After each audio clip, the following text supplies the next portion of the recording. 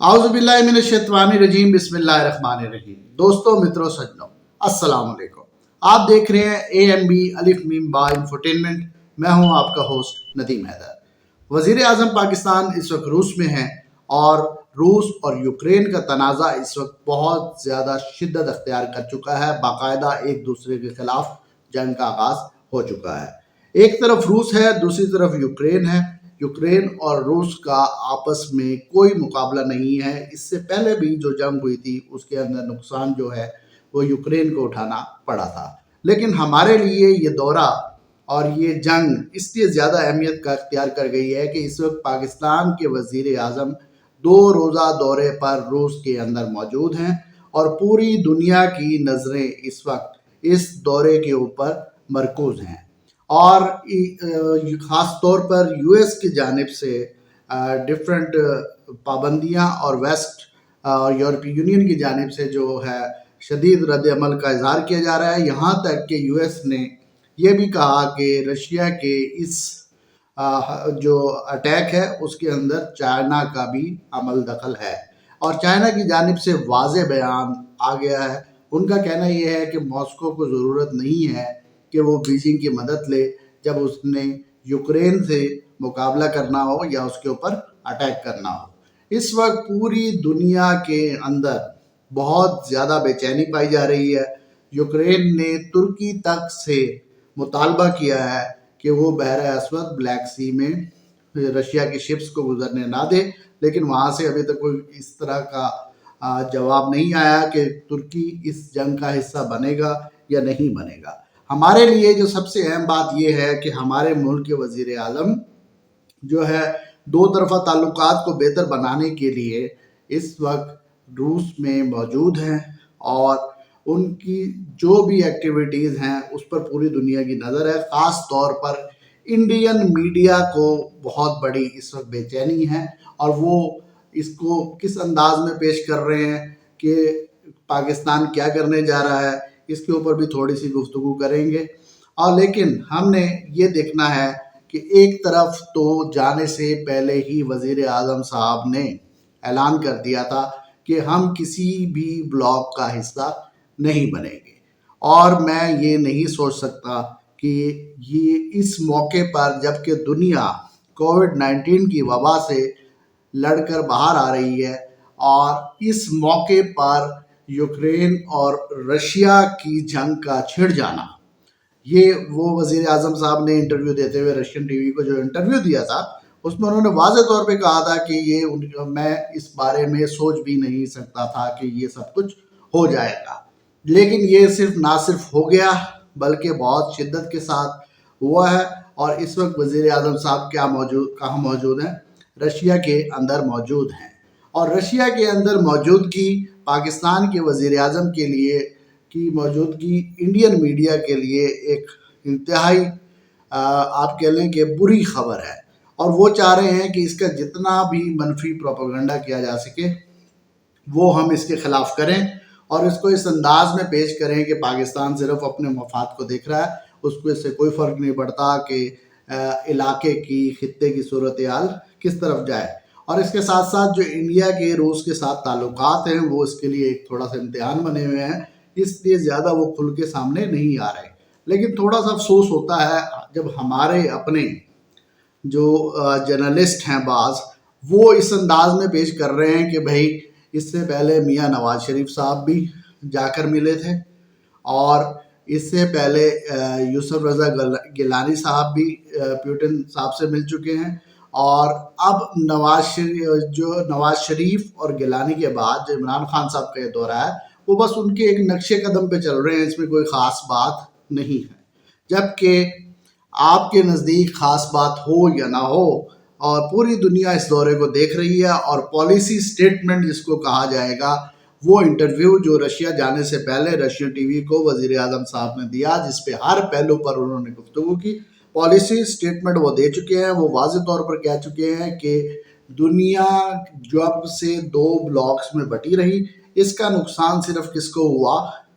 Developing तरक्की पजीर ममालिक को हुआ। लिहाजा हम किसी एक ब्लॉक का हिस्सा नहीं बनना चाहते। लिहाजा जो प्रोपेगेंडा किया जा रहा है कि पाकिस्तान روس کے بلاک کا حصہ یعنی سیکنڈ ورلڈ کا حصہ بننے جا رہا ہے، ایسا نہیں ہے۔ جو پالیسی ہے وہ بہت واضح ہے۔ یہ ایک انٹرنیشنل لیول پر جو اس وقت پالیٹکس ہے اور جو صورتحال ہے وہ تو بہت زیادہ سنگین ہے۔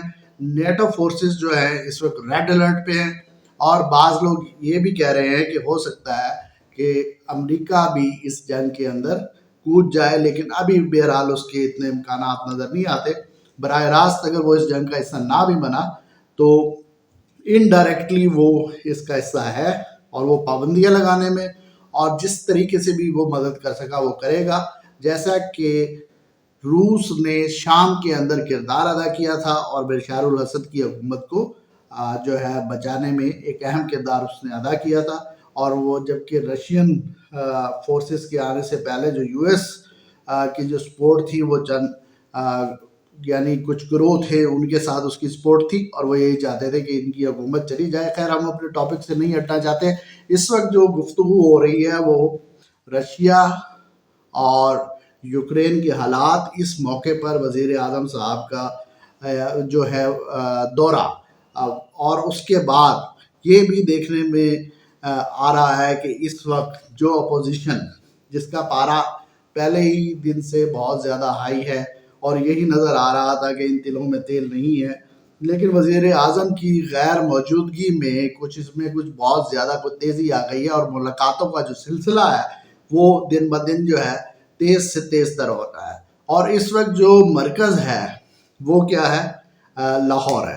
لاہور میں جو ہے کبھی میاں شہباز شریف، نواز شریف کی رہائش گاہ پہ ملاقات ہو رہی ہے، کبھی ظہور الہی روڈ پر جا کر چودھری برادران سے ملاقات ہو رہی ہے۔ چودھری برادران کی جانب سے تو واضح طور پر ایک معصوم سی خواہش رکھ دی گئی ہے کہ محسن الہی صاحب کو کیا بنا دے، آپ وزیر اعلیٰ بنا دیں، ٹھیک ہے، ہم آپ کے ساتھ اس میں آنے کے لیے تیار ہیں، لیکن یہ سب کچھ ہمیں ریٹرن لکھ کر دینا پڑے گا۔ یہ ایک ان کی خواہش ہے، اور یہ کوئی چودھری برادران سے ملاقات کسی بھی دوسری سیاسی پارٹی کا کرنا کوئی یہ نئی خبر نہیں ہے۔ ہمیشہ سے یہ جو گھر ہے اور یہ جو پارٹی ہے وہ ڈیفرنٹ پولیٹیکل پارٹیز کی توجہ کا مرکز رہی ہے، اور یہیں پر بڑی بڑی ملاقاتیں ہم نے خود بھی یہاں پر دیکھی ہیں۔ لیکن یہ ایک معصوم خواہش ہے، ایک ایسی خواہش ہے جس کا ابھی تو ایسا نظر نہیں آ رہا کہ یہ جلد آنے والے دنوں میں پوری ہو جائے گی۔ لیکن اس کے ساتھ ہی جو ایک اور تبدیلی ہم دیکھ رہے ہیں کہ زرداری صاحب کس کو جا کے مل رہے ہیں؟ سراج الحق صاحب کو، جماعت اسلامی کے جو امیر ہیں ان سے وہ ملاقات کر رہے ہیں منصورہ میں، اور ان کی یہ خواہش ہے کہ جو جماعت اسلامی اپوزیشن میں ضرور ہے لیکن وہ اپنا ووٹ جو ہے کس کو دے دے؟ پی ڈی ایم کو دے دے، اور عمران خان صاحب کے خلاف تحریک کو، عدم اعتماد کی جو تحریک لانے جا رہے ہیں اس کو کسی طرح کامیاب بنایا جا سکے۔ اب ایسے موقع پر یہ اس طرح کی تحریک اور اس طرح کی گفتگو، اس طرح کی باتیں، جبکہ پوری دنیا یہ دیکھ رہی ہے کہ پاکستان جو ہے اپنی خارجہ پالیسی اور جو چھاپ اس کے اوپر لگی ہوئی تھی کہ یہ صرف یو ایس اے کا ایک الائی ملک ہے اور انہی کے اشاروں پر چلتا ہے، اس چھاپ کو دور کرنے جا رہا تھا۔ اور یہ کوئی عام دورہ نہیں ہے، یہ ایک انتہائی اہمیت کا حامل دورہ ہے، کیونکہ اس وقت جو باغ دوڑ ہے وہ کسی عام انسان کے ہاتھ میں نہیں ہے، عمران خان صاحب کے ہاتھ میں، اور وہ شاید زیادہ کسی کی بھی نہیں سنتے۔